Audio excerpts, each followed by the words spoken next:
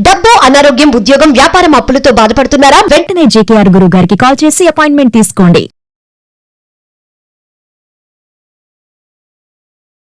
నమస్తే, welcome to Suman TV. ప్రస్తుతం మనతో పాటు law of attraction, money and life coach అయిన, అంతేకాకుండా ప్రశ్న శాస్త్రం, హస్త సాముద్రిక, ఇంకా పుట్టుమచ్చల శాస్త్రం ద్వారా జ్యోతిష్యం చెప్పబడే బహుముఖ ప్రజ్ఞాశాలి డాక్టర్ బ్రహ్మశ్రీ జేకేఆర్ గురుగారు ఉన్నారు. వీరితో కొన్ని విషయాల్ని మనం ఈరోజు చర్చిద్దాం. నమస్కారం గురుగారు. నమస్కారం అమ్మా. గురుగారు, మనకి మేనిఫెస్టేషన్ అనేసరికి ప్రతి ఒక్కరు మేనిఫెస్టేషన్ చేస్తారు. అంటే ఎన్నో, అంటే నాకు హెల్త్ కావాలనో, లేదంటే డబ్బులు కావాలనో, చాలా మంది జాబ్ కావాలని, కెరియర్ బాగుండాలని, ఇలా చాలా మంది చాలా రకాలుగా అనుకుంటూ ఉంటారు. కానీ అనుకున్నది ప్రతి ఒక్కటి అందరికీ జరగదు. అవునమ్మా. అలా అనుకున్నది కూడా, అంటే మనం ఏమనుకుంటున్నాం అది మంచిగా మేనిఫెస్టేషన్ అవ్వాలంటే మనల్ని మనం ఎలా మార్చుకోవాలి అని అంటారు. మంచి క్వశ్చన్ అడిగారమ్మా. వాస్తవంగా మనం యూనివర్స్ దగ్గరికి వెళ్ళి డబ్బు కావాలి, ఆరోగ్యం కావాలి, లేకపోతే ఇల్లు కావాలి, కారు కావాలి అని అడుగుతా ఉన్నాం. కరెక్ట్. సరే, యూనివర్స్ ఇవ్వటానికి సిద్ధంగా ఉందమ్మా. కానీ అందుకునే స్థితిలో మనం ఉన్నామా అంటే, భగవంతుడు వరమిచ్చినప్పటికీ మనం తీసుకునే స్థితిలో ఉన్నామా లేదా అని మనం క్వశ్చన్ చేసుకోవాలి. మీరు ఎప్పుడు ధ్యానం చేసేటప్పుడు మిమ్మల్ని మీరు క్వశ్చన్ చేసుకుంటే మీకు అర్థమైపోద్ది. ఆత్మే పరమాత్మ అని మనం చెప్తూ ఉంటాం. మనలో ఒక ఆత్మ ఉంది. మనకు ఒక మాట అంటారు, ఆత్మారాముడు చెప్తా ఉంటాడని మన పెద్దలు అంటా ఉంటారు. ఇని అన్నారో లేదో మీరు. ఆత్మ లోపల నుంచి ఒక వాయిస్ ఇస్తాం, అయ్యా నువ్వు ఇలా ఉండాలయ్యా అని మన ఆత్మ మనకి సిగ్నల్స్ ఇస్తా ఉంటది. కానీ మనం పట్టించుకోం. ఎందుకని? బాహ్య ప్రపంచంలో కనపడేది నిజమని నమ్ముతా ఉంటాం. వాస్తవానికి మండలం రోజులు గనక మీరు ఏకాగ్రతగా చేస్తే మీ మేనిఫెస్టేషన్ ఊరికే జరుగుద్ది. ఏం చేయాలి, ఎలా చేయాలి? మిమ్మల్ని మీరు మార్చుకునే పద్ధతి ఒకటి ఉంది. ఏమిటి అంటే, ఉదయం లేచిన కాడి నుంచి, ఉదాహరణకి మనం లేవగానే మంచం నుంచి లేవటంతోనే 2 చేతులు అరిచేతులు చూసుకోండి, దీంట్లో లక్ష్మి, సరస్వతి, పార్వతులు కొలువై ఉన్నారని చెప్తా ఉన్నాం. సరే, ఓకే, చూసుకుని చూసాము అనుకుంటే కాదు. సాక్షాత్తు ముగ్గురు అరచేతిలో ఉన్నట్లుగా భావన చేసి వారిలో ఉన్న తత్వాన్ని మనం స్వీకరించినట్లుగా ఫీల్ అవ్వాలి. సరస్వతీదేవి యొక్క తత్వం ఏమిటి? చదువు. ఏదైనా అంతే కదా. లక్ష్మీదేవి యొక్క తత్వం ఏమిటి? ధనం. అలాగే పార్వతీదేవి యొక్క తత్వం ఏమిటి? ఈ ముగ్గురు యొక్క తత్వాలని మనం స్వీకరించి ఈ రోజల్లా అదే తత్వాలతో ఉండాలి అని భావన చేయాలి. వేడి చూసుకుని, ఈ చేతులు చూసుకుని అలా చేసి భూదేవికి నమస్కారం చేయండి అని. భూదేవికి పంచభూతాలలో ఒకటైన భూదేవికి నమస్కారం చేసి, భూతత్వంలో ఉన్నదేమిటి, భూమాతకు ఉన్నదేమిటి అంటే ఓర్పు, సహనం. ఆవిడ దగ్గర నుంచే మనం నేర్చుకోవాలి. తల్లి గర్భంలో 9 నెలలే ఉంటే భూమి మీద మనం పుట్టిన కానించి పోయే వరకు భూమి మీదే ఉంటామే. అటువంటి భూదేవి నుంచి మనం నేర్చుకున్నది అదే. అంటే నువ్వు మారాలి. ఏం మారాలి అంటే ఇదే మారాలి. భూదేవి దగ్గర నుంచి మనం శాంతం, అంటే సహనం, ఓర్పు ఇవన్నీ తెచ్చుకో. ఆ తర్వాత ఏం చేయాలి? మీరు బ్రష్ చేస్తారు. బ్రష్ చేసేటప్పుడు కూడా మనం ఎలా చేస్తున్నామని దాంట్లో ఆ స్థితిలో ఉండి ఆనందంగా చేయాలి. ఒక్కరన్నా బ్రష్ చేసేప్పుడు ఏంటి అంటే, ఏదో బిజీ లైఫ్ లో కంగారుగా బ్రష్ లోపల పెట్టి గబగబా తోమేసి వెళ్ళిపోతా ఉన్నామే. అసలు నువ్వు బ్రష్ చేస్తా నీ పళ్ళు ఏ విధంగా ఉన్నాయి, నీ తోమేటప్పుడు నీ స్థితి ఎలా ఉండదని ఎప్పుడన్నా గమనించారా? అంటే వాస్తవంగా తక్కువ మంది అమ్మా అలా చేసేది. తర్వాత నువ్వు వాటర్ తాగావు, లేక టిఫిన్ చేసావు, అన్నం తిన్నావు, నువ్వు ఉన్న ప్రతి స్థితిని నువ్వు గమనించాలి. గమనిస్తే దాంట్లో ఉన్న ఆనంద స్థితిని నువ్వు తెలుసుకోగలుగుతావు.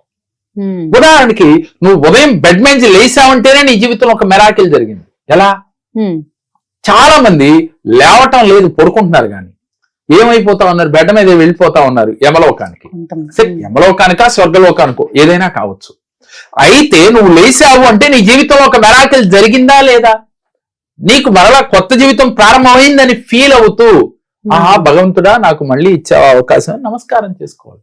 అంటే ఇది చిన్న ఆనందమే, ఒక్కదానికే కదా, అందరికీ జరుగుతా ఉంది. కానీ ఆ చిన్న ఆనందాన్ని పెద్ద ఆనందంగా ఫీల్ అవ్వాలి.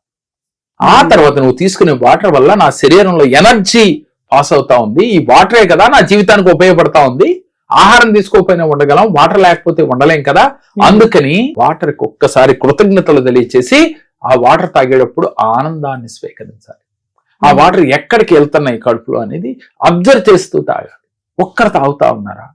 ఆహారం తినేప్పుడు ఫోన్ మాట్లాడతానో, ఫోన్ చూస్తానో, టీవీ చూస్తానో, లేక ఇంటి పక్కన వారిది ఎదురింటి వారి గురించి భార్య భర్తలు చర్చించుకుంటానో, పోట్లాడుకుంటానో కూడా టిఫిన్లు చేసి భోజనాలు చేసామని చూస్తూ ఉన్నాం మనం. ఇలా నువ్వు ఎక్కడ నువ్వు ఆనందాన్ని పొందుతూ ఉన్నావు? ప్రతి నిత్యం నీ జీవితంలో వస్తున్న చిన్న చిన్న ఆనందాలని గుర్తించగలిగితే నీ జీవితంలో పెద్ద పెద్ద ఆనందాలు వచ్చి తీరతాయి. నువ్వేమనుకుంటున్నావు? అందరూ వంట తింటున్నారు, నేను వంట తింటున్నా. అందరూ వాటర్ తాగుతున్నారు, నేను వాటర్ తాగుతున్నా.